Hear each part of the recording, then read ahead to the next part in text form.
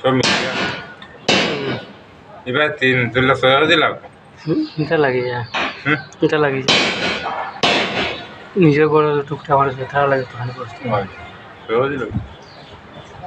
আমি চাই খাজি চাউল নিয়া সবারে খাইয়া ভারতের পিছু বাকি আগে খাইয়া লাস্টে টেলিয়া ওরাই বারে বারে বাটিয়া দিচ্ছে।